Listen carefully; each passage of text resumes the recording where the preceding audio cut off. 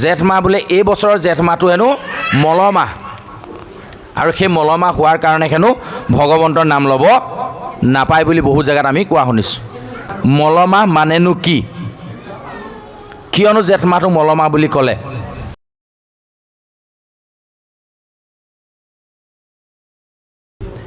আমি আজি পাঠ লৈছোঁ ধ্ৰুৱ চৰিত্ৰ সকলোৱে জানে ধ্ৰুৱৰ বিষয়ে নজনা মানুহ আমাৰ মাজত নাই সকলোৱে জানে গতিকে ঢেৰ দীঘলীয়াকৈ নকওঁ এবাৰ ধ্ৰুৱৰ বিষয়ে তথাপি ইয়াৰ আগতে আমাক দুজন বৈষ্ণৱে ভকতে আমাক অনুৰোধ জনাইছিল যিহেতু আগন্তুক অম্বুবাচী মেলা আহি আছে আহাৰ হাতৰ কথা আহি আছে গতিকে শাস্ত্ৰৰ মতে বা শাস্ত্ৰ অনুসৰি এই কথাষাৰনো কিমান দূৰ সত্য বা আমি কেনেধৰণে তাক পালিব লাগে এই কথাষাৰ জনাবৰ কাৰণে আমাক অনুৰোধ জনাইছিলে আমি তাৰ মাজতে ধ্ৰুৱ চৰিত্ৰৰ মাজতে এই কথাখিনি অকণমান জনাবলৈ যত্ন কৰিম আৰু মংগলাচৰণৰ বিষয়ে আপোনাসৱৰ আগত আমি যিমানখিনি কথা আগবঢ়াইছোঁ এদিনীয়া নহয় আপোনাসৱৰ মাজত আমি সদায় আছোঁ গতিকে আমি কি ক'ম মংগলাচৰণত চাগে আপোনালোকৰ মুখস্থই হৈছে গতিকে আকৌ মংগলাচৰণৰ সম্পৰ্কে বৰ দীঘলীয়াকৈ ক'ব বিচৰা নাই মাত্ৰ আজি আৰু এটা কথা নতুনকৈ সংযোজন কৰি দিব বিচাৰিছোঁ মংগলাচৰণৰ সম্পৰ্কত বিগত দিনত যিখিনি কৈছিলোঁ তাৰ লগত এটা সংযোজন কৰি দিব বিচাৰিছোঁ যে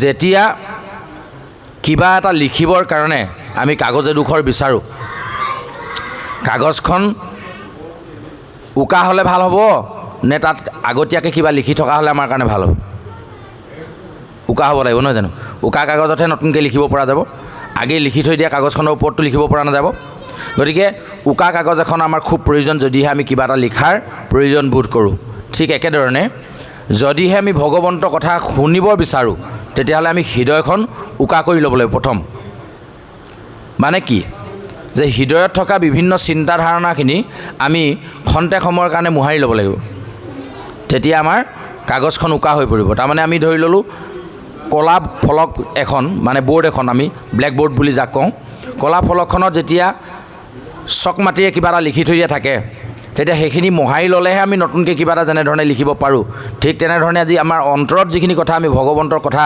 লিখিবৰ কাৰণে আহিছোঁ গতিকে অন্তৰত পূৰ্বৰে পৰা লিখিত হৈ থকা যিখিনি ঘৰৰ কথা বতৰা কিবা কিবি এইখিনি আমি মোহাৰি ল'ব লাগিব কিন্তু এই ক্ষেত্ৰত দেখিছোঁ আমি প্ৰায় অপাৰগ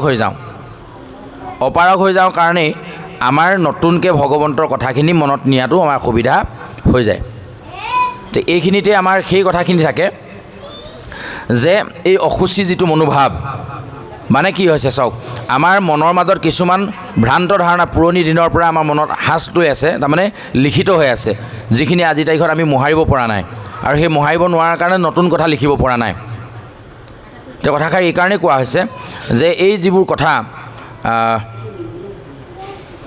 এই যি আহাৰ কাটৰ কথাটোৱে আমি কৈ লৈছোঁ বাৰু প্ৰথমেই যে এতিয়া চাওক এই কথাখিনি একেবাৰে নুই কৰি দিব পৰাও নাযায় কেলে পৃথিৱী স্ত্ৰীলিংগ হয়নে নহয় স্ত্ৰীলিংগ আৰু পৃথিৱীক যেতিয়া বসুমতীক যেতিয়া পাতালৰ পৰা উদ্ধাৰ কৰি আনিছিলে কোনে আনিছিলে বৰাহ ৰূপেৰে ভগৱন্তই নিজে উদ্ধাৰ কৰি আনিছিলে নহয় জানো গতিকে বৰাহ ৰূপেৰে যেতিয়া ভগৱন্তই দন্তৰ আগত পৃথিৱীক উদ্ধাৰ কৰি আনিছিল পাতালৰ পৰা তেতিয়া কিন্তু বসুমতী ৰজস্বলা আছিল বুলি শাস্ত্ৰই আমাক কৈছে হয়নে নহয় তেনেহ'লে বসুমতী ৰজস্বলা হোৱাটো হয় মানে বসুমতীত চোৱা লাগে তাৰমানে এই কথাটো বুজাইছে এতিয়া ডাঙৰ তত্ত্ব হ'ল এতিয়া আমি সেই চোৱা মানিম নে নামানিম এইটো লৈ আমাৰ সমাজৰ বিভিন্ন ধৰণৰ মানুহৰ মাজত বিভিন্ন ধৰণৰ কথা আমি দেখিবলৈ পাওঁ সেইকাৰণে এই কথাবোৰ বিতৰ্কলৈ নিনি পোনপটীয়াকৈ আমি এটা সিদ্ধান্তলৈ গুচি আহিব লাগে যে যদিহে আমি কেৱল মাত্ৰ বিষ্ণুক উপাসনা কৰোঁ তেতিয়াহ'লে পৃথিৱীৰ কোনো চোৱাই আমাক একো কৰিব নোৱাৰে ভগৱন্তৰ গাত চোৱা লাগিব পাৰে জানো হয়নে ভগৱন্তৰ যদি কিবা কাৰণত ভগৱন্তৰ চোৱা লাগিল ধৰি ল'লোঁ অম্বুবাচী আহিল আহাৰৰ হাত লাগিলে আমি 7 দিন 3 দিন নামক গৃহলৈ নাহোঁ 3 দিনৰ কাৰণে এই যিটো চোৱাটোৱে ভগৱন্তক নামক গৃহৰ পৰা আঁতৰাই পঠিয়াই দিলে তাৰমানে এনেকুৱা হ'ল এতিয়া 3 দিনৰ বা 7 দিনৰ পাছত আকৌ কিহে আহি ভগৱন্তক ইয়ালৈ মাতি আনিব বা চোৱাটো কিহেৰে খেদিব আমাক কি কৈছে চাওক, কলি নামৰ এটা মলিন যুগ, মল যুগ কোৱা নাই জানো? কলি যুগ অতি মলিন বুলি কৈছে, অতিকে মলিন, হয়নে নহয়? লেতেৰা যুগ, কলি নামৰ এটা মলিন যুগ আহিছে বুলি ভাবি এই 28 সহস্ৰ ঋষিয়ে কি কৰোঁ কি নকৰোঁকৈ সহস্ৰ বছৰমান যজ্ঞ কৰিছিল। যজ্ঞ কৰি বিভিন্ন ধৰণৰ পৰামৰ্শ দিয়াৰ পাছত শেষ সিদ্ধান্তত উপনীত হ'ল যে কেৱল হৰিনামৰ বাহিৰে কলিৰ মল আঁতৰাব পৰা শক্তি কাৰোৱে নাই। সেইটো ভাগৱতত আমাক সিদ্ধান্ত দিলে। তেতিয়াহ'লে কলি নিচিনা এটা যুগ, এটা যুগৰ চোৱা বা মল যদি হৰিনামে খেদিব পাৰে, তেতিয়াহ'লে জেঠ মাহ মলমাহে এটা মাহে ভগৱন্তক কেনেকৈ খেদি পঠিয়ায়?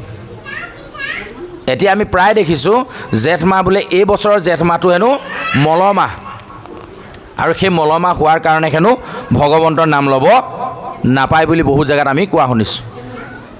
এতিয়া আমি কথাটো কি বুজি পালোঁ শাস্ত্ৰৰ পৰা?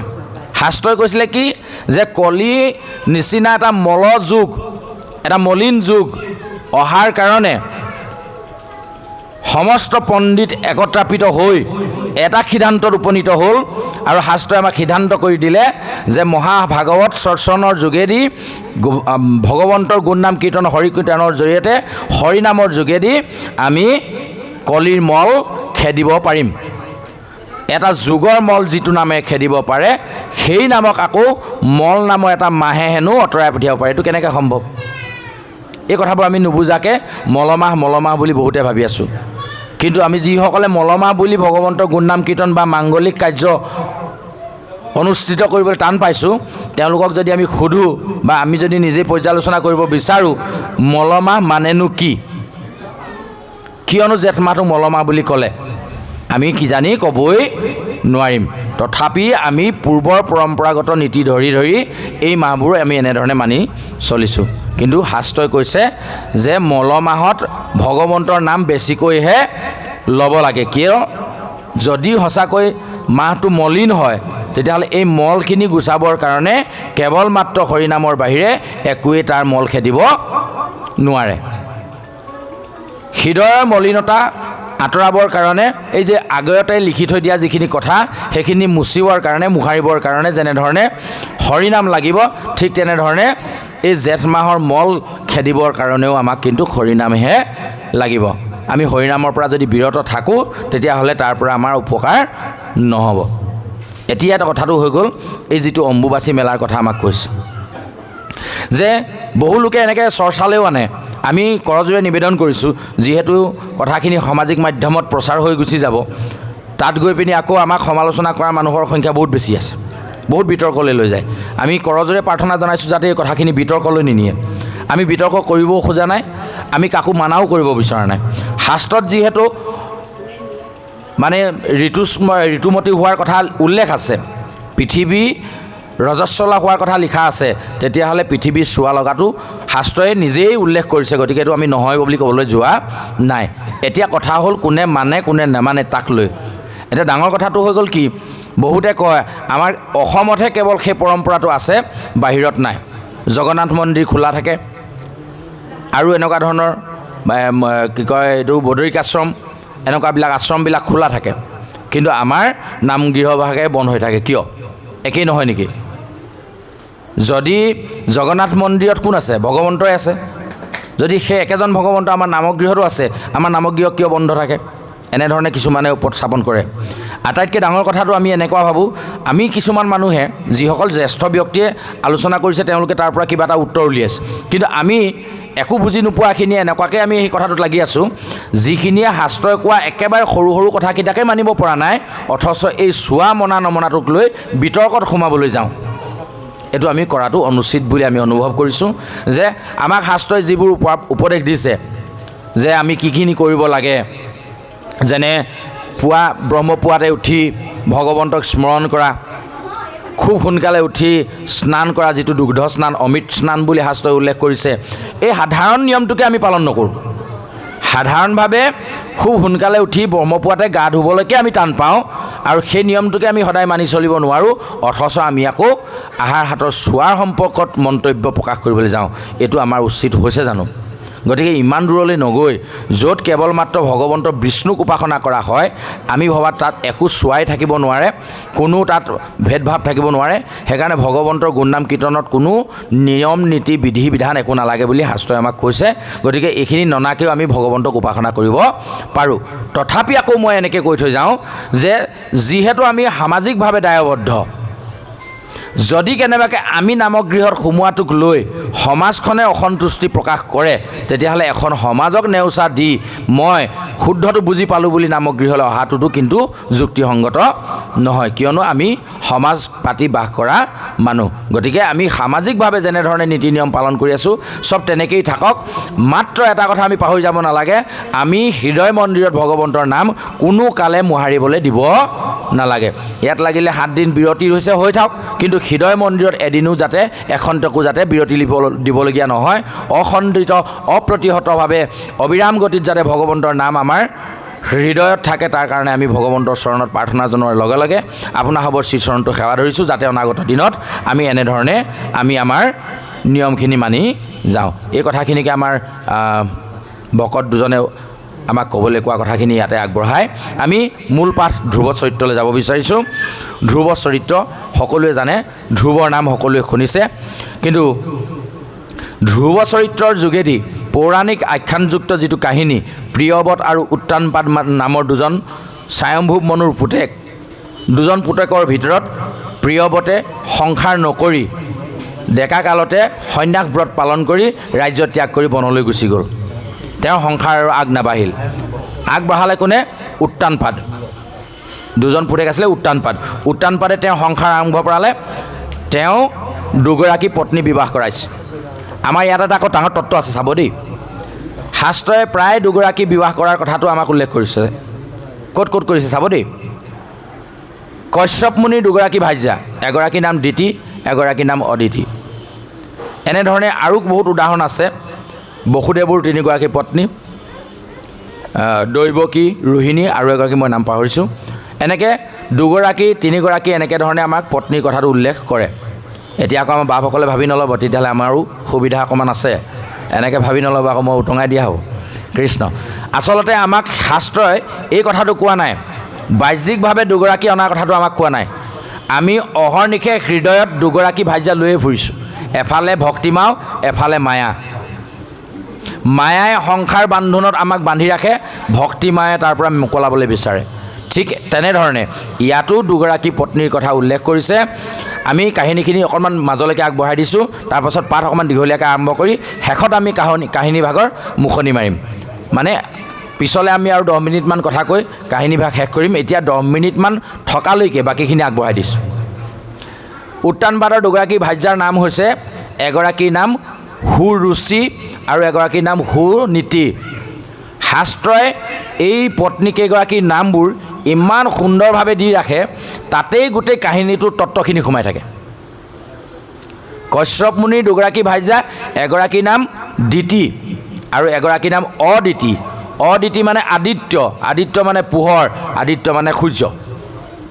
য'ত কেৱল মাত্ৰ পোহৰৰূপী, য'ত মাত্ৰ জ্ঞানৰূপী চিন্তাবোৰ থাকে, তেওঁক কোৱা হৈছে অদিতি, আদিত্য য'ত থাকে। আৰু য'ত আদিত্যটো নাথাকে, আটো কাটি দিয়ক, পোহৰটো নাইকিয়া হৈ গ'ল, দিতি আন্ধাৰ, য'ত কেৱল দৈত্যবোৰৰ জন্ম হয়। নাম দুটাতে আমাক ধুনীয়াকৈ প্ৰকাশ কৰি দিছে, এফালে দৈত্য আৰু এফালে দেৱতা, দুটা কুলৰ সৃষ্টি হৈছে। আমি তালৈ নাযাওঁগৈ, উদাহৰণটো দিবলৈ গৈহে অকণমান ক'ব বিচাৰিলোঁ। এতিয়া উত্তানপাদৰ ক্ষেত্ৰতো আমাক কৰিলে কি, 2গৰাকী পত্নীৰ নাম দিলে, এগৰাকীৰ নাম সুৰুচি, এগৰাকীৰ নাম সুনীতি। এতিয়া নামকেইটাত কেনেকুৱা লাগিছে বাৰু শুনিলে? নামকেইটাতে কিন্তু অৰ্থ প্ৰকাশ হৈ গৈছে। সুৰুচি মানে কোনটো কয়? ভাল খাই ভাল পাওঁ, ভাল বস্তু খাবলৈ বিচাৰোঁ, ভাল কাপোৰ পিন্ধিবলৈ বিচাৰোঁ, ভাল ঘৰত থাকিবলৈ বিচাৰোঁ, এইবিলাক ৰুচি। নীতিটোৱে কি কৈছে? ভাল কথা ক'ব লাগে, ভাল ব্যৱহাৰ কৰিব লাগে, ডাঙৰক সন্মান কৰিব লাগে, এনেকুৱা ধৰণৰ নীতি কথাবোৰ যিবোৰ আছে, সেইটো হৈছে সুনীতি। এতিয়া সেই ৰজাৰ পত্নী 2গৰাকীৰ নামতে পৰিচয়। ইয়াত কিন্তু কাহিনী এনেকৈ কৈছে, চাব দেই। লাহে লাহে সুৰুচিৰ প্ৰতি ৰজাৰ আসক্তিটো বাঢ়ি গ'ল। তাহানিৰ দিনৰ কাহিনী মতে কৈ আছে, কিন্তু আজিৰ দিনতো আমাৰ সেই একেটাই হয়। পুৰুষেই হওক বা মহিলাই হওক যেতিয়া টকা পইচা বেছি হয় তেতিয়া কি হয় চাবচোন, কি হয়? বাঁহৰ ঘৰটো ভাঙি পকা বনাবলৈ মন যায়, জেওৰাখন আঁতৰাই ৱাল মাৰিবলৈ মন যায়, পকা দেৱাল দিবলৈ মন যায়, যায়নে নাযায়? চাইকেলখন আঁতৰাই স্কুটি মটৰচাইকেল ল'বলৈ মন যায়, পাৰিলে চাৰিচকীয়াখন ল'বলৈ মন যায়। এই যে ৰুচিটো ওপৰলৈ গৈ থাকে। তেতিয়া কিন্তু নীতিটোত আমি গুৰুত্বটো কমকৈ দিওঁ। উদাহৰণ এটা আমি বুজিবলৈ লওঁ। ধৰি ল'লোঁ আমাৰ গাঁৱত বানপানী আহিল। বুজি ল'ব দেই কাহিনীটো। আমাৰ ঘৰটো মানে গাঁওখনৰ ভিতৰতে ডাঙৰ এটা ঘৰ, 2 মহলীয়া ঘৰ। ঘৰৰ ভেটিও যথেষ্ট ওখ আৰু ভঁৰালো ওখ ভঁৰাল। বানপানী সোমাই গোটেই অঞ্চলটোত যিমান খেতি বাতি আছিলে চব শেষ কৰি দিলে, মাৰি গ'ল। কাৰোবাৰ চাপৰত আছিলে ধান, ভঁৰাল ঘৰ চাপৰ, সেইবিলাকো ধুই উটুৱাই নিলে, তিয়াই তোলালে। এতিয়া বানপানী হৈ যোৱাৰ পাছততো ৰিলিফ আহে, চৰকাৰী ৰিলিফ আহিলে, চৰকাৰৰ ফালৰ পৰা সাহাৰ্য আহিলে। সকলোকে চাউল, আটা, দাইল, নিমখ এইবিলাক যোগান ধৰিব। এতিয়া ডাঙৰ কথাটো হ'ল কি, মোৰ বিশেষ লোকচান একো নাই হোৱা। খেতি বাতি মই নকৰোঁৱে, আধিলে দি দিওঁ, কৰিলে কৰে, নকৰিলে কেতিয়াবা চন পৰিয়ে থাকে। 2 বছৰমানৰ খেতি ইতিমধ্যে মোৰ ভঁৰালত জমাই হৈ আছে আৰু টকা পইচাও মোৰ যথেষ্ট উপাৰ্জন হয়। এতিয়া ৰেচন ল'বলৈ মই যাম নে নাযাম? গাঁওখনত যিদিনা ৰেচন দিব চৰকাৰীভাৱে, বানপীড়িতসকলক সাহাৰ্য প্ৰদান কৰিব, এতিয়া মই ল'ম নে নল'ম কওক? আপোনালোকৰ মনলৈ ভাৱটো কি আহিছে? ল'ম নে নল'ম? মোৰ ভাগটো আকৌ মই কেলৈ এৰি দিম? হয়নে নহয়? হয়নে নহয়? সেইটো মোৰ ৰুচি। মোৰ ঘৰত একো লোকচানেই হোৱা নাই, মই খেতিও কৰা নাই, মোৰ দুবাৰ ভঁৰালো ওখ, মোৰ চুইও পোৱাগৈ নাই। বোলে নালাগে, মোৰখিনি যি অকণমান পৰে এই নাইকিয়া কেইজনকে অকণমান বটাই দিয়ে, এনেকৈ আমি ক'ম নি? নকওঁ। আপোনালোকে কয় যদি মই নকওঁ, তেতিয়াহ'লে মই ক'ত আছোঁ? তেতিয়াহ'লে ভাগৱত ধৰ্ম, ভাগৱত পঢ়ি মোক লাভ কি হৈছে? নীতিটোৱে কি কৈছে? নীতিটোৱে কৈছে দুখীয়াকেইজনকে দি দিয়াচোন পাৰিলে, সেহেঁতিয়ে খওক। কিন্তু আজিলৈকে কেৱল মোৰ ক্ষেত্ৰতে নহয়, এনেকুৱা এখন সমাজ মই দেখা নাই য'ত নিজৰ ভাগটোৰ পৰা আঁতৰি আহি কৈছে যে নহয় দুখীয়াকেইজনকে দি দিয়ে, এনেকুৱা আমি দেখা নাই। তেতিয়াহ'লে চাওক আমি ক'ত আছোঁ? সুৰুচিত আছোঁ। সুৰুচিত থাকিলে আমাৰ কি অসুবিধা হয় এইখিনি পিছলৈ আমাক ক'ব। আকৌ সুৰুচিয়ে কৈছে কি? ৰুচিসম্পন্ন খাদ্য খাই মই ভাল পাওঁ। উদাহৰণস্বৰূপে দিয়ক, তেওঁলোকে কি কৰে কৰি থাকক, আমি কথা পাতি থাকোঁ, তেওঁলোকৰ মতে ধেমালি কৰি থাকক, দিয়ক, তেওঁলোকক গুৰুত্ব নিদিব। এতিয়া কথাটো হৈ গ'ল কি, উদাহৰণস্বৰূপে বুজিবলৈ কৈছোঁ দেই, মানি লওঁ কথাটো, নিজৰ গাত অকণমান মানি ল'বলৈহে চেষ্টা কৰিব। ধৰি ল'লোঁ মই চিগাৰেট খাই ভাল পাওঁ, সেইটো মোৰ ৰুচি। অকণমান অকলশৰীয়া অনুভৱ কৰিলে মোৰ চিগাৰেট এটা খাবলৈ মন যায়। চিগাৰেট খোৱা মানুহ দেখিছেনে নাই দেখা নি? আমাৰ ফালে অলপ কম বাৰু অভ্যাসটো, বাহিৰৰ ফালে বহুত বেছি। এতিয়া ডাঙৰ কথা হ'ল কি, এদিন টাউনত যিখন দোকানৰ সন্মুখত মই ৰৈ আছোঁ, সেইখন দোকানৰ সন্মুখতে মোৰ ল'ৰাটোৰ লগৰ 2জন মানুহ ৰৈ আছোঁ। চিগাৰেট এটা খুব খাওঁ লাগিলে। ৰুচিটোৱে কৈছে খাবলৈ মন গৈছে। নীতিটোৱে কি কৈছে? এই কি তোৰ ল'ৰাৰ লগৰ ল'ৰাকেইটা আছে, সিহঁতৰ আগত নাখাবি আকৌ, তই ক'বনে নক'ব? নীতিটোৱে ক'ব। কিন্তু আমি কি কৰোঁ? সিহঁতে সিহঁতৰ ফালে থাকক, লাগিলে সিহঁতে আঁতৰি দিব, মোৰ নিজৰ খাবলৈ মন গৈছে, মই তাতে জ্বলালোঁ আৰু খালোঁ। হয়নে নহয়? তাকে দেখি কি কৰিলে, মই যেতিয়া সিহঁতৰ সন্মুখত খাব পাৰোঁ, সিওতো খাব। সিও যেতিয়া খাবলৈ আৰম্ভ কৰিলে, তাৰ পিছদিনাৰ পৰা দুয়োটাই একেটা চিগাৰেটকে ভাগ কৰি খোৱা হৈ গ'লোঁ। এই নীতিৰ পৰা বিচলিত হোৱাৰ লগে লগে আমাৰ অৱস্থাটো তেনেকুৱা হৈ যায়। হয়নে নহয়? আমি কোনটো গুৰুত্ব দিম এতিয়া, ৰুচিটোক নে নীতিটোক? অলপ আগত যেনেকৈ ক'লোঁ বানপানীত সাহাৰ্য বিচাৰি যোৱা, এতিয়া খাদ্যটো খোৱাৰ ক্ষেত্ৰত আমি বহুত এনেকুৱা সমাজ দেখিছোঁ। কেইদিনমানৰ আগলৈকে জ্যেষ্ঠসকলে যেতিয়া কিবা অকণমান ৰস উলিয়াই, আমাৰতো সকামতো উলিয়াই দিয়ে, আপোনালোকৰ ফালে উলিয়াই নেলায় নাজানো। আমাৰ ফালে ভাগৱত পাঠ এভাগ হ'ল, সকাম বুলি ভাগৱত পাঠ ভাগ আৰম্ভ কৰিলে, ভাগৱত সামৰিলে, সামৰাৰ পিছতে ৰসৰ ব্যৱস্থাও কৰি দিয়ে। এতিয়া ডাঙৰ কথাটো হ'ল কি, কেইদিনমানৰ আগলৈকে, আজি 2-3 বছৰ আগলৈকে জ্যেষ্ঠসকলক ভিতৰত নি আছুতীয়াকৈ মনে মনে খুৱায়, ঠিক আছিল অলপ। এতিয়া কনিষ্ঠসকলেও খায় বুলি যেতিয়া জ্যেষ্ঠসকলে গম পালে, খায়ে যেতিয়া দেয়া একেলগতে খাওঁ, এতিয়া দেখিছোঁ বাপেকে পুতেকে সমানে খায়। এতিয়া আপোনালোকৰ ভাল লাগিছে নে বেয়া লাগিছে কথাটো শুনি? দেউতাক আৰু পুতেক যেতিয়া একেলগে বহি মদ খাব বা নাখাবলগীয়া বস্তু খাব, ভাল লাগিব নে বেয়া লাগিব? দুইজনে বহি লৈ যদি বটলটো বাকি লয়, তুমিও এগোটা খোৱা ময়ো এগোটা খাওঁ, নীতিটোৱে সেইটো কৈছে জানো? কিন্তু ৰুচিটোত থাকি মই উপায় নাই, লগ নাই নহয়, তোৰ লগতে দে হ'ব দে, বেছিকৈ নাখাবি আৰু খালি, এনেকৈ কৈ হ'লেও চলাই দিছোঁ। এই উত্তান পাদৰ সেই অৱস্থাটো হ'ল। কি হ'ল? লাহে লাহে হুৰুচিক বেছি গুৰুত্ব দিওঁতে দিওঁতে দিওঁতে দিওঁতে এদিন ৰাজসভাত উত্তান পাদৰ সমস্তখিনি তলতীয়া ৰজা, পৃথিৱীত যিমান ৰজা আছে চব উত্তান পাদৰ বহতীয়া কৰতলীয়া ৰজা, এদিন সকলোখিনি বহি থকা এখন ৰাজসভা, তাত উত্তমৰ হুৰুচিৰ পুতেক উত্তমক কোচত লৈ উত্তান পাদ ৰজাই সিংহাসনত বহি আছে। হেন সময়তে ধ্ৰুৱ সুনীতিৰ পুতেক, লাহেকৈ সুনীতিক এলাগি কৰিলেই নহয় আৰু ৰজাই। ৰুচিত থাকোঁতে থাকোঁতে, মই কৈছোঁ নহয়, আমি যেতিয়া ৰুচিত থাকোঁ তেতিয়া আমি ধৰ্ম পাহৰি থাকোঁ, নীতি পাহৰি থাকোঁ। যেতিয়া আমাৰ টকা পইচা বেছি থাকে তেতিয়া পাকঘৰৰ ভিতৰলৈ জোতাযোৰ পিন্ধি যাবলৈ থক কিটো হ'ব একো নহয়। যেতিয়া আমাৰ দুখটো বেছি হয়, টকা পইচা কম থাকে, ইছৰাম ভগৱানে কিজানি সেইকাৰণে দুখ দিছে, এই নকৰিবি এইফালে নিনিবি, তেতিয়া আকৌ নীতি কথাবোৰ আমি বেছিকৈ মানো। হয়নে নহয় মন কৰিব? বিপদত পৰিলে ৰাম নাম, সম্পদত কিন্তু আমি ভগৱন্তৰ নাম নলওঁ। এতিয়া আমি যেতিয়া কাৰোবাৰ ঘৰত গৈ পিনি দুগৰাকী লগ লাগি, দুজন লগ লাগি বিভিন্ন ধৰণৰ কথা পাতি থাকিম, তেতিয়া ভগৱন্তৰ নাম ল'বলৈ ক'লেও আমাৰ মুখত নোলায়। কিন্তু ৰাতি আন্ধাৰত যেতিয়া হাবিখন পাৰ হ'ব লাগে, তেতিয়াহ'লে কিন্তু ভগৱন্তৰ নাম ল'বলৈ কাকো কোনো ক'ব নালাগে। কিমান বা কৃষ্ণ কৃষ্ণ কৃষ্ণ কৃষ্ণ ৰাম ৰাম ৰাম ৰাম ক'ব ঠিক নাই, হয়নে নহয়? তাৰমানে বিপদতহে আমাক লাগে। নীতিটোৱে কি কৈছে?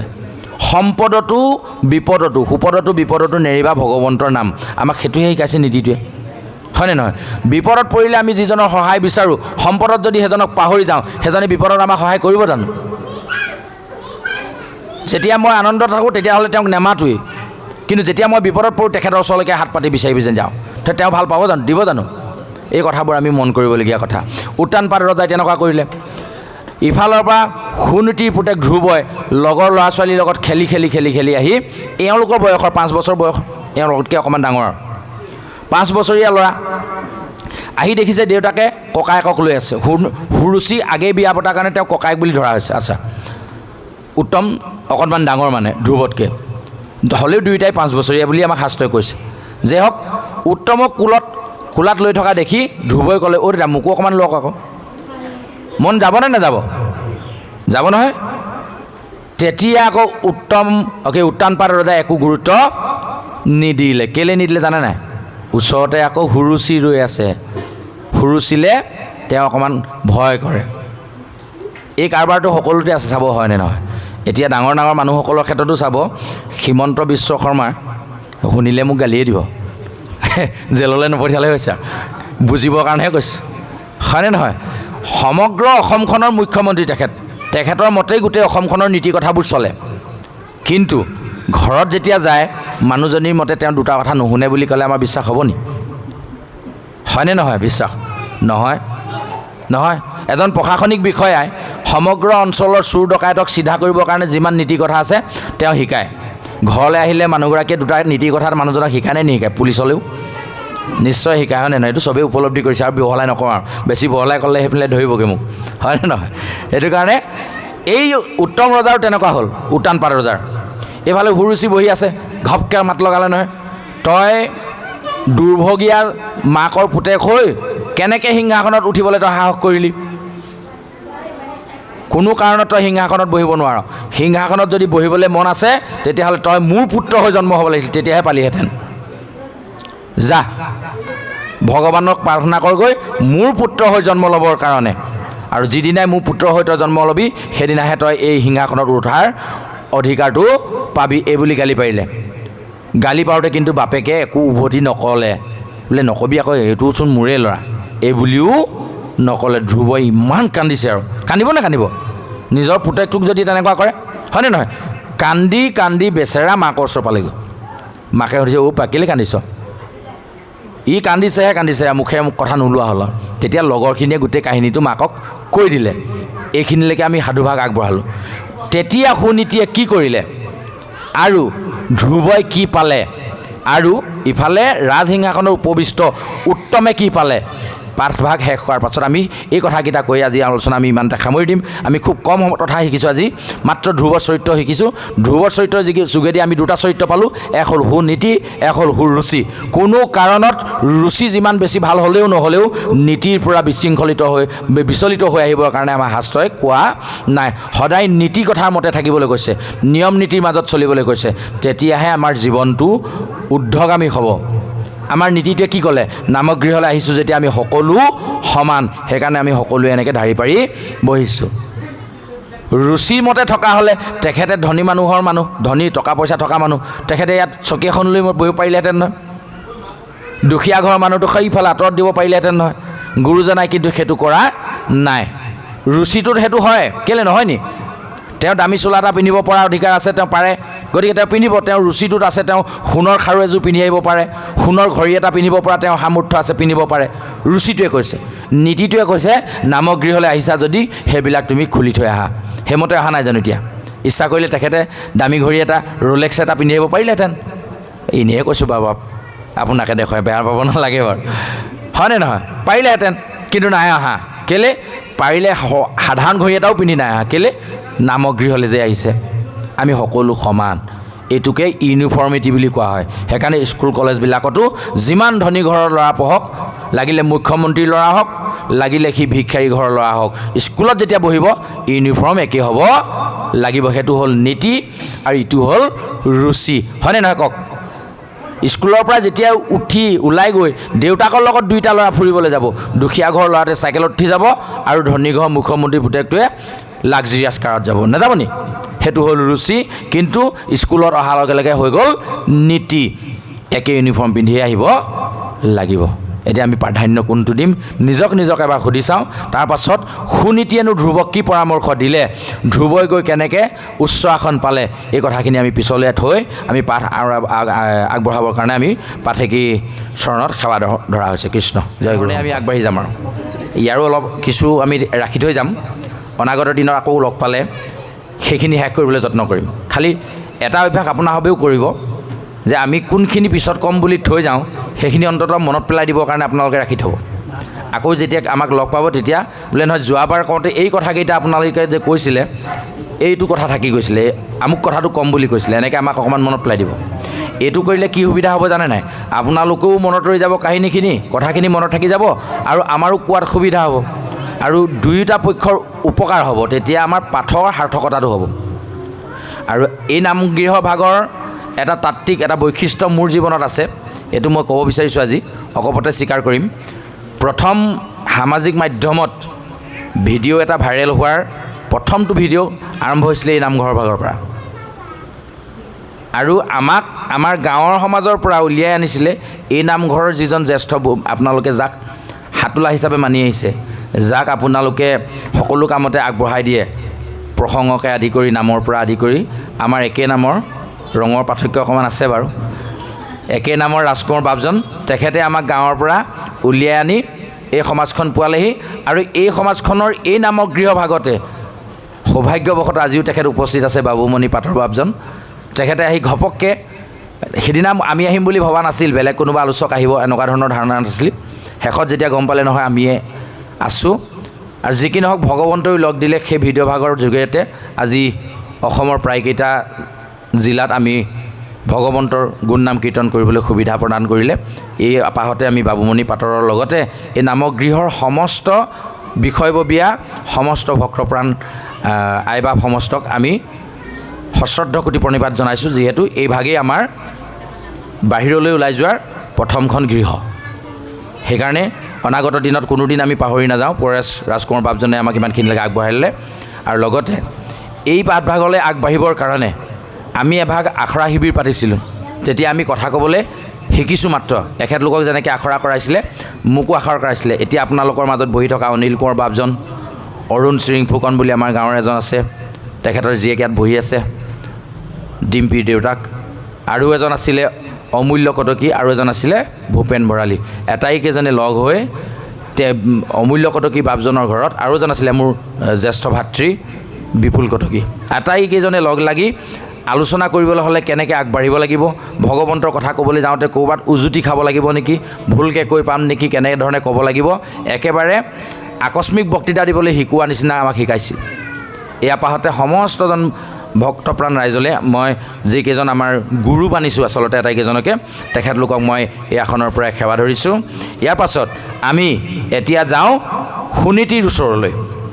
ইতিমধ্যে সুনীতিৰ সন্মুখত গৈ ধ্ৰুৱই যেতিয়া কান্দিবলৈ আৰম্ভ কৰিলে, মাকেও তেতিয়া খুব দুখ কৰিছে। দেহী ঐ, এই মাকে দুখ কৰাটোৰ পিছত কওঁ, আমি কি কৰিম কওক, আমি হ'লে কি কৰিম? ধৰি ল'লোঁ আপোনালোকৰ জনেও দুগৰাকী আনা। এবাৰ মনত ভাবি লওক, সঁচাকৈ নাভাবিব আকৌ, সঁচাকৈ মানিলে আকৌ ঘৰত গণ্ডগোল লাগিব। এবাৰ মনত ভাবি লওকচোন, দুগৰাকী সতিনী আছে, এগৰাকী সতিনীয়ে নিজৰ ল'ৰাটোক দেউতাকৰ কোচত উঠিবলৈ দিলে আৰু আপোনাৰটো যেনিবা খেদি পঠিয়াই দিলে। এতিয়া আমি হ'লে কি কৰিম? ময়ো লৈ লৈছোঁ বাৰু আপোনালোকত, ময়ো যেনিবা কোনোবা এজনৰ মই পত্নী বুলিয়ে ভাবি ল'লোঁ, আৰু মোৰো যেনিবা এগৰাকী সতিনী আছে। সতিনীৰ পুত্ৰক কোলাত ল'লে আৰু মোৰ ল'ৰাটোক খেদি পঠিয়াই দিলে। এতিয়া মই কি কৰিম? আপোনালোকে কি কৰে নাজানো, মই চিধা চিধি কৈ দিম আৰু, আনিছিলি কেলৈ খুৱাব যদি নোৱাৰ সমানে, ক'ৰ্টৰ পামগৈ, তথাপিও অধিকাৰ সমানে মোক লাগিবই। ক'ম নে নক'ম? ক'ম নকয়? মই হ'লে কওঁ আকৌ, মই যদি আপোনালোকৰ জেগাত থাকে মই হ'লে ক'ম। আপোনালোকে কয় নকয় নাজানো, বেছিভাগে চাগে ক'বই, হয়নে নহয়? আমাৰ মনলৈ এটা চিন্তা আহিব, অঁ ক'ৰ্ট নাপাবগৈ পাৰোঁ, মই বেলেগ ন্যায় নীতি বা আদালতৰ ওচৰ, কিন্তু তথাপিও মই কিন্তু প্ৰতিবাদ কৰিমেই। কিয়? দেউতাকজন হৈ নিজৰে দুটা পুতেকক এনেকৈ দুটা দৃষ্টিৰে চাইনে? এষাৰ কথা হ'লেও নক'মনে আমি?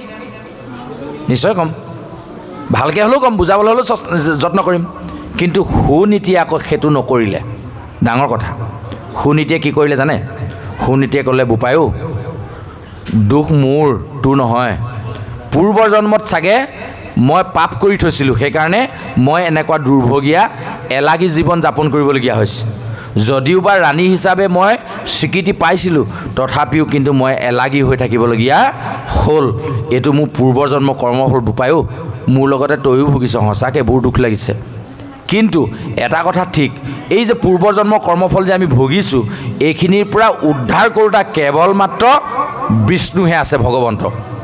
তোমাৰ সতীয়া আয়ে কিন্তু ঠিকেই উপদেশ দিছে, তাৰমানে উত্তমৰ মাকে সুৰুচিয়ে ভাল কথাই কৈছে বুলি ধ্ৰুৱক নীতি শিক্ষা দিলে। এতিয়া আমি এই শিক্ষাত কিমানজন থাকিব পাৰিছোঁ নিজক এবাৰ সুধি চালেহে গম পাম।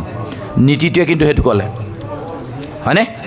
তাৰ পাছত কি হ'ল? এতিয়া যেতিয়া ধ্ৰুৱৰ মনত নিজৰ মাকেও তেনেকৈ কৈ দিলে, সতীয়া আয়েতো ক'লেই যে তই মোৰ গৰ্ভত জন্ম ল'বৰ কাৰণে ভগৱন্ত বিষ্ণুক আৰাধনা কৰগৈ, তেতিয়াহে সিংহাসনত উঠিবলৈ পাবি, দেউতাৰ কোচত উঠিবলৈ পাবি, এই বুলিতো ক'লেই।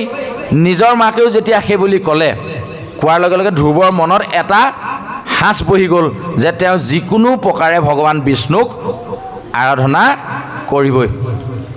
এতিয়া ডাঙৰ কথাটো হ'ল কি, 5 বছৰীয়া ল'ৰাটোৱে ভগৱন্তক কেনেকৈ আৰাধনা কৰিব লাগে একোৱেই নাজানে, কিন্তু তথাপি মনত লাগি গ'ল। চাবচোন, শিশুসকলৰ চিত্ৰত লাগিলে বৰ বেলেগকৈ লাগি যায়, একান্ত চিত্ত। কিয় কৈছোঁ জানে নাই? আপোনাৰ হবে 5 বছৰীয়া ল'ৰা এটা কেতিয়াবা এই মেলাবোৰ চাবলৈ লৈ যাবচোন। আৰম্ভণিতে সোমাওঁতেই সি যেনিবা এটা পুতলা পচন্দ কৰিলে, পুতলাটো তাক লাগে। আপুনি ক'লে ৰ'বাচোন চাই লওঁ আৰু দুটামান, কিজানি ইয়াতকৈ ভাল পাওঁ, এই বুলি আপুনি গোটেই মেলাখন দেখুৱাই শেষ কৰি দিলে। তাতোতকৈ সঁচাকৈও ভাল ভাল পুতলা, দামী দামী পুতলা আৰু ঢেৰ ওলালে, কিন্তু তাক আকৌ সেইটো নালাগে, সেইটোহে লাগে প্ৰথম দোকানখনত দেখা। কেতিয়াবা এনেকুৱা হয়নে নহয়? এই ল'ৰাবোৰ একান্ত চিত্ৰত লাগি যায় আচলতে, সেইটোহে যেন পুতলা, বাকীবোৰ যেন নহয়। এতিয়া ধ্ৰুৱৰো তেনেকুৱাকৈ চিত্ৰত লাগি গ'ল যে তেওঁ যিকোনো প্ৰকাৰে ভগৱন্তক আৰাধনা কৰিব আৰু ভগৱন্তক তুষ্ট কৰি তেখেতে সুৰুচিৰ পুতেক হ'বলৈ যত্ন কৰিব। তেওঁৰ ওচৰত অকল সেইটো বৰেই তেওঁ বিচাৰিব। এতিয়া ধ্ৰুৱ ওলাই গ'ল ঘৰৰ পৰা। এইখিনিতে আমাক গুৰুজনাই আৰু এটা তত্ত্ব শিকাইছে। আমনি লাগিছে কথাখিনি না, সামৰিব হৈ গ'ল। ধ্ৰুৱৰ কথা আমি শেষ নকৰোঁ নহয়, এডোখৰ এডভাৰটাইজত থাকিব, সেইখিনি কালিলৈ আৰু নেক্সট টাইম যেতিয়া লগ পাম তেতিয়া ক'ম। সেইকাৰণে আৰু বেছিডোখৰ আমাৰ নাই পাঠ। এবাৰ বাপসকলে পাঠ সামৰাব, আমি পাঠ সামৰিমেই, বিৰাম দিম।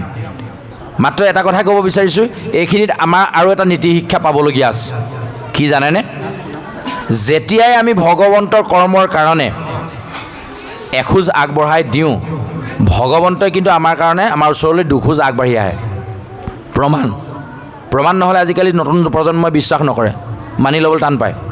প্ৰমাণ কি চাব, যেতিয়াই আমি ভাবোঁ যে ভাগৱত পাঠ এভাগি 3দিনীয়া কাৰ্যসূচী আমাৰ নামগৃহত আমি অনুষ্ঠিত কৰিম, যিদিনাই আমি সিদ্ধান্ত ল'লোঁ, পিছদিনাৰ পৰা আমাৰ মনলৈ এনেকুৱা ভাৱনাবোৰ আহিব যে কাৰ ওচৰত কেনেধৰণে কথা পাতিলে আমি তাৰ পৰা দিহা পৰামৰ্শবিলাক ভালকৈ পাম, এইবোৰ নিজে নিজে মনত আহিবলৈ আৰম্ভ কৰিব, নিজে আহিব। এইবোৰ ক'ৰ পৰা আহে আচলতে? এইবোৰ ভগৱন্তই দি দিয়ে। ইয়াৰ উপৰঞ্চি এনেকুৱা ভাৱনা কিছুমান মানুহক দি দিয়ে, সেইকেইজনে উপজাচি আহিব আপোনাৰ ঘৰলৈ, নামগৃহলৈ। হেৰি বোলে বাপ, আপোনালোকৰ নামগৃহত বোলে ভাগৱত এভাগ পাতিব লৈছে বুলি গম পাইছোঁ। বোলে হয়, বোলে আমি এদিনৰ এসাঁজ দিম বুলি ভাবিছোঁ। এনেকৈ উপজাচি কোৱা মানুহৰ সংখ্যা পাইছেনে নাপায়? পাতি চাবচোন, গম পাব তেতিয়া। ভাগৱত অনুষ্ঠান পাতিব যেতিয়া অখণ্ড পাঠ 2 দিন 3 দিন 7 দিনীয়া কাৰ্যসূচীয়ে, কোনোবাই উপজাচি এসাঁজ সিদ্ধান্ত দিয়াৰ সিদ্ধান্ত ল'ব, আগতীয়াকৈ ক'ব এসাঁজ ভাত মই দিম এদিনৰ, কয়নে নকয়? চাব, মাহ প্ৰসাদখিনি মই দিমচোন। এটা কাম কৰিব, অতিথি কেইজন যে আহিব, ভকত আলোচককে আদি কৰি পাঠেকি যে আহিব, তেওঁলোকৰ যিটো সেৱা সেইটো আমি ধৰিম, সুবিধাকণ দিবনে? এনেকৈ কোৱা মানুহ পাইছেনে নাই? সেইকেইজনক সেই মতিটো কোনে দিলে? ভগৱন্তই। তাৰমানে আমি ভগৱন্তক কামটো কৰিম বুলি যেতিয়াই মনত সিদ্ধান্ত ল'লোঁ, ভগৱন্তই দুখোজ তেওঁ আগবঢ়াই দিয়ে। একেই কথা হ'ল ধ্ৰুৱৰ যেতিয়া মনত লাগি গ'ল ভগৱন্তক ধ্যান কৰিম, ক'ত কৰিম? বনৰ মাজলৈ, ঘৰৰ সংসাৰ ত্যাগ কৰি সি গুচি যাব আৰু লগৰ ল'ৰা ছোৱালীৰ লগত নাথাকে। আৰু সি লগৰ ল'ৰা ছোৱালীৰ লগত থাকিলে কি হ'ব? খেলা ধূলা কথাবোৰ মনলৈ আহি থাকিব, সেইকাৰণে তেওঁ ঘৰৰ পৰা আঁতৰি যাবগৈ। যেতিয়াই মনলৈ সিদ্ধান্তটো আহিলে, ঘৰৰ পৰা ওলাই গুচি যাবলৈ ল'লে, ভগৱন্তই বৈকুণ্ঠৰ পৰা ক'লে, ই বাপৰে বৰ ডাঙৰ কথা হ'ল নহয়, এইটো হাবিলৈ গুচি গ'লে 5 বছৰীয়া ল'ৰাটো কি অৱস্থা হ'ব? নাৰদক ক'লে, তুমি যোৱা, মোৰ ভকত এজন আহিব বিচাৰিছে মোৰ ওচৰলৈ, তুমি আগবাঢ়ি যোৱা। নাৰদ আহি পাই গ'ল। নাৰায়ণ ৰাস্তাত লগ পালে ধ্ৰুৱক। বোলে ক'লৈ যোৱা? বোলে ভগৱন্তক আৰাধনা কৰিবলৈ যাওঁ। ক'লৈ যাবা? বোলে নহয়, গৈয়ে থাকিম আৰু হাবিৰ মাজলৈকে গৈ থাকিম, যেনিবা যলৈ যাম, মানুহজনো নাইকিয়া জেগাত, য'ত মই মানে একো হাই উৰ্মি নোহোৱাকৈ ভগৱন্তক আৰাধনা কৰিব পাৰিম। অঁ, বোলে নহয়, এইটো তোমাৰ খেলা ধূলা কৰাৰ বয়স, আৰু গোটেই হাবিত বাঘ ঘোং কিবা কিবি আছে, তোমাৰ ভয় নালাগিব? নাই, তুমি ঘৰলৈ যোৱাগৈ যোৱা।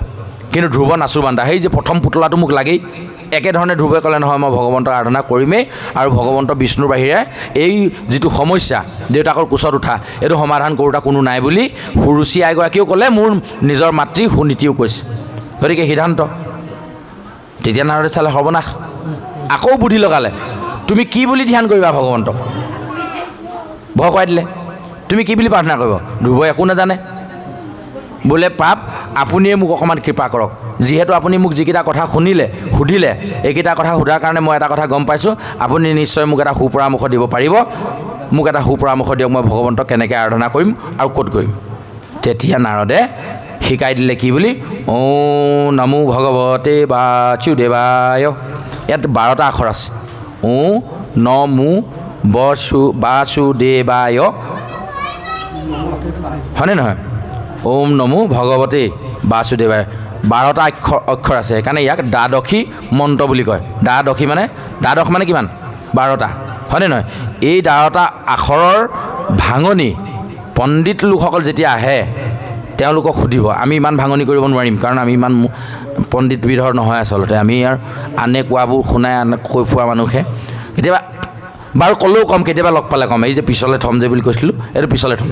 দ্বাদশী মন্ত্ৰতনো কি আছে, এইটো পিছলৈ কেতিয়াবা লগ পালে ক'ম। যে ইয়াতে চমুকে বুজি লওক যে দ্বাদশ স্কন্ধ ভাগৱতত যিখিনি মূল তত্ত্ব আছে, গোটেই তত্ত্বটো কিন্তু ঔঁ নমো ভগৱতে বাসুদেৱায়ত ভৰাই থৈছে।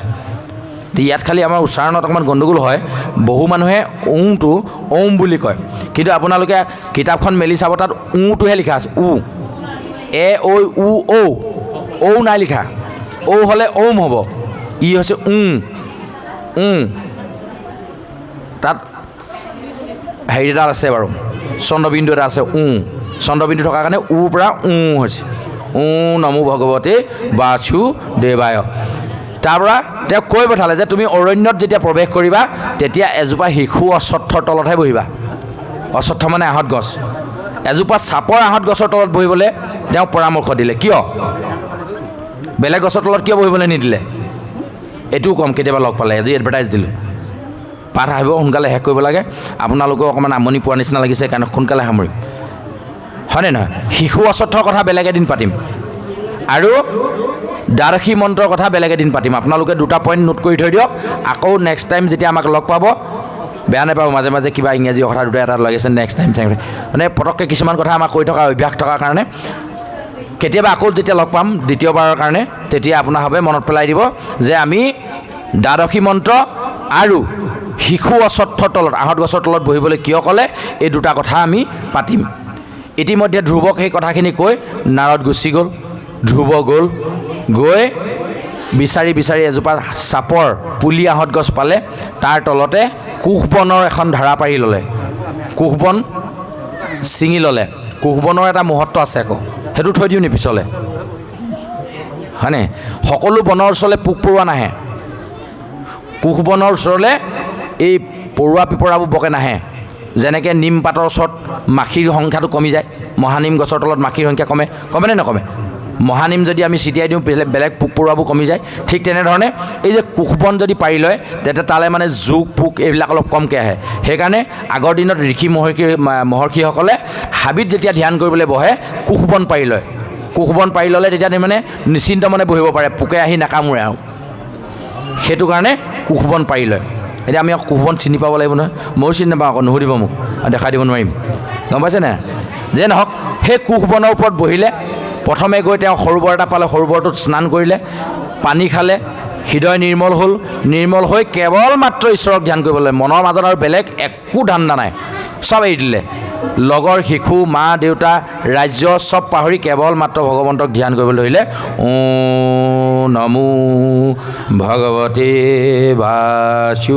বাসুদেৱায় এনেকৈ অকল অহৰ্নিশে সেই নামটোকে গাওঁতে গাওঁতে গাওঁতে গাওঁতে তেওঁ মনৰ মাজত একোৱে নথকা হৈ দিলে অকল নমো ভগৱতে বাসুদেৱায় ভগৱন্তই চালে এই 5 বছৰীয়া শিশুটোক আৰু ইমান কষ্ট দিব নোৱাৰি আহি সন্মুখত থিয় দিলে ধ্ৰুৱই ভগৱন্তক লগ পালে ধ্ৰুৱক লগ পোৱাৰ পাছত ইফালে ৰাজ্যত আকৌ ঘটনা ঘটিছে কি সকলো ৰজাই ৰজাক নিন্দা কৰিবলৈ ধৰিলে উত্তানপাদক কিয় ইমান সৰু ল'ৰাটোক এনেকুৱা ব্যৱহাৰ কৰিব লাগেনে যিজন ৰজাক আমিও আমাতকৈ শ্ৰেষ্ঠ জ্ঞান কৰি আছিলোঁ আমিও তেওঁৰ বহতীয়া হৈ আছিলোঁ কৰ্তলীয়া হৈ আছিলোঁ সেই ৰজাজনৰ আজি এই স্বভাৱটোত কিন্তু আমি ভাল নাপালোঁ কেলৈ ইমান সৰু ল'ৰাটোক এনেকৈ ক'ব নালাগিছিল কোচত তুলি ল'ব লাগিছিল এনেকৈ কওঁতে কওঁতে ৰজাৰ পৰা গোটেই মানুহখিনি আঁতৰি দিলে আৰু উত্তমৰ লগৰীয়াবোৰ হেৰাই গ'ল কেলৈ লগৰবোৰেও বুজি পালে যে আমাৰ এজন ভাল বন্ধু আমি তাৰ কাৰণে হেৰুৱাবলগীয়া হ'ল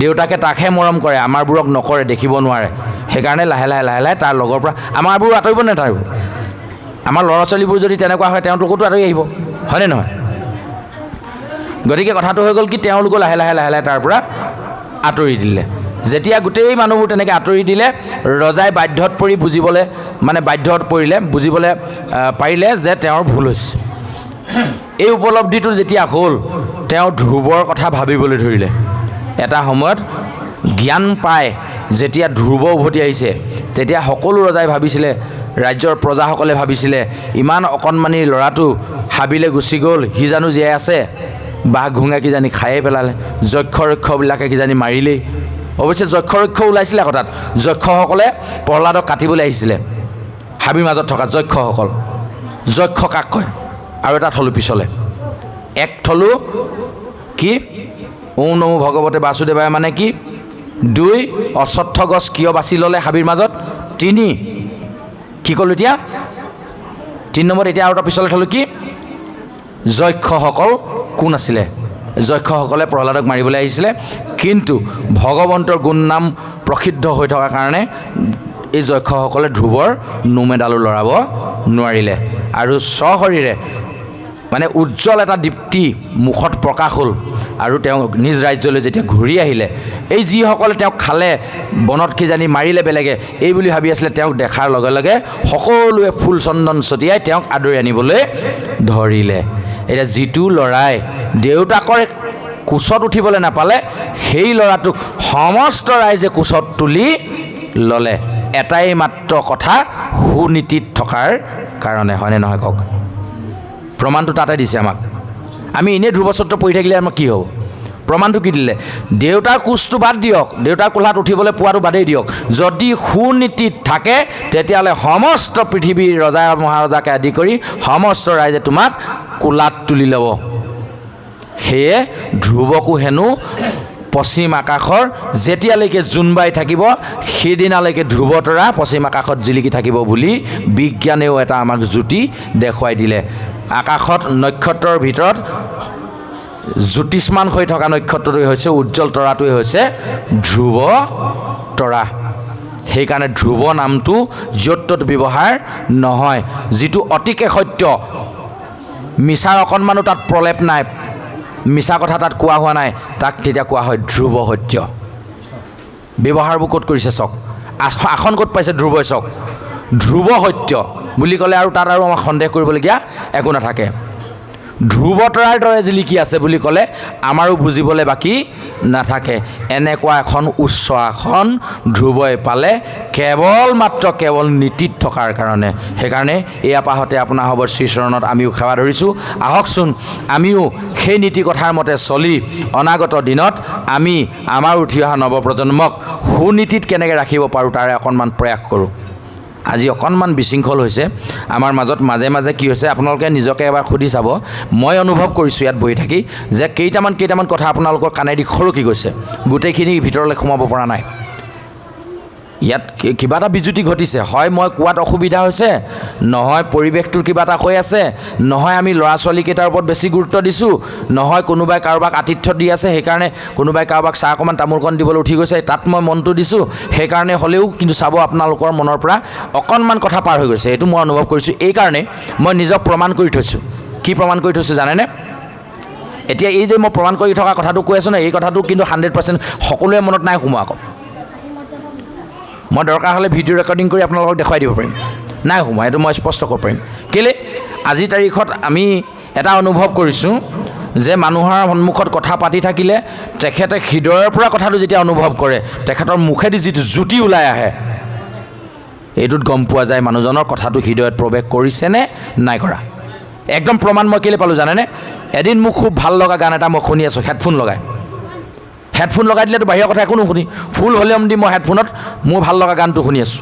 সেন সময়ত আগফালেদি কোনোবা ল'ৰা দুটাই কিবা এটা কাজিয়া কৰি পিনি সেইফালেদি পাৰ হৈ গৈছে, বাৰী মোৰ জেওৰা এডাল উঘালিছে নে কিবা এটা এনেকুৱা কৰিছে। মই পটকৈ চালোঁ এইকেইটানো কোন, এনেকৈ বুলি চাওঁতে ইমান ফুল ভলিউমত শুনি থকা গানটো দুলাইন পাৰ হৈ গ'ল, কি বুলি গালে মই গম নাপালোঁ। তাৰমানে কি, মই কাণেৰে শুনা নাছিলোঁ, আচলতে মনেৰে শুনি আছিলোঁ। মনটো যেতিয়া এই ল'ৰাটোৰ ওচৰলৈ গুচি গ'ল, মোৰ কাণৰেদি সোমোৱা ইমান ডাঙৰ শব্দৰে সোমোৱা কথাকেইটাও কিন্তু মোৰ হৃদয়ত গৈ প্ৰভাৱ নেপেলালে।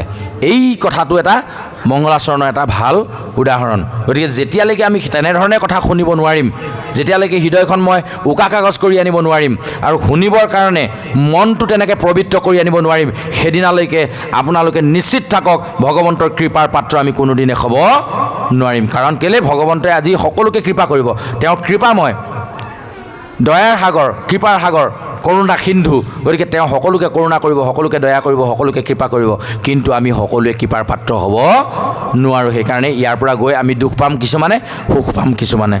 দুখ সুখ নিজৰ কৰ্মৰ ফল বুলি কৈছে, আৰু কিছুমান দুখ সুখ পূৰ্বজন্মৰ কৰ্মৰ ফল, য'ত কোনো আমাৰ অধিকাৰ নাথাকে। সুখ দুখৰ অধিকাৰী কেৱল মাত্ৰ ভগৱন্ত। গতিকে ভগৱন্তক আৰাধনা কৰাৰ ক্ষেত্ৰত যদি আমি ক'ৰবাত জতি পেলাই দিছোঁ তাৰ কাৰণে আমি দুখটো পাবই লাগিব, সেইটো শাস্ত্ৰই আমাক সিদ্ধান্ত দিছে। যে হওক, অনাগত দিনত আকৌ লগ পালে ধ্ৰুৱৰ এই থাকি যোৱা কেইটামান কাহিনী পুনৰ কৈছোঁ। ধ্ৰুৱই অশ্বত্থৰ তলত কিয় বহিলে, ওম নমো ভগৱতে বাসুদেৱায় মানে ফুল সম্পূৰ্ণ অৰ্থটোনো কি, আৰু যক্ষসকল কি, যক্ষ মানে কাৰ উদাহৰণ দিছে, হাবিত যক্ষসকল কিয় থাকে, এই কথাকেইটা আমি কেতিয়াবা আকৌ লগ পালে ক'ম। এই তিনিটা কথা অনাগত দিনত আকৌ আলোচনা কৰিম বুলি বিজ্ঞাপন ভাগ আগবঢ়াই আমি আমাৰ আজি ক'বলগীয়াখিনি ইমানতে সামৰিব বিচাৰিছোঁ। অজানিতে ৰৈ যোৱা সমস্ত কোটি অপৰাধ আপোনাভাৱে নিজৰ ভিতৰৰ দাসৰো দাস বুলি মাৰ্জনা কৰিবৰ কাৰণে সবিনয়ে আপোনাসৱৰ চৰণত আমি সেৱা ধৰিছোঁ। কোনো কাৰণতে আমাক এনেধৰণে ভাবি নল'ব, এই কালি পৰহি ল'ৰা হৈ ইমান ডাঙৰ ডাঙৰ কথা কৈছে, এনেকৈ নাভাবিব। আমি সেনেকৈ ক'বলৈ যত্ন কৰা নাই। আমি ক'ব বিচাৰিছোঁ নিজক বান্ধিবৰ কাৰণে আপোনাসৱৰ আগত এনেকৈ ডাঙৰকৈ কৈ অনাগত দিনত এই কথাকেইটা যেতিয়া মই নিজে মানি নচলিম, তেতিয়া মোতকৈ পাপী চাগে পৃথিৱীত আৰু কোনো নাথাকিব। সেইকাৰণে নিজক সেই জেগাত বান্ধিবৰ কাৰণে আপোনাসৱৰ আগত তেনেকৈ কথাবোৰ ক'বলৈ আৰম্ভ কৰিছোঁ। যিমান পাৰোঁ জেগালৈ আনিবলৈ চেষ্টা কৰিছোঁ, কাৰণ কেলৈ ত্যাগ অবিহনে ভগৱন্তক লগ পোৱাটো ভকতৰ সম্ভৱ নহয়। ভকতৰ আটাইতকৈ ডাঙৰ বস্তুটোৱেই হৈছে ত্যাগ। অকল ভকতৰে নহয়, ছাত্ৰৰ ক্ষেত্ৰতো একেটাই কথা।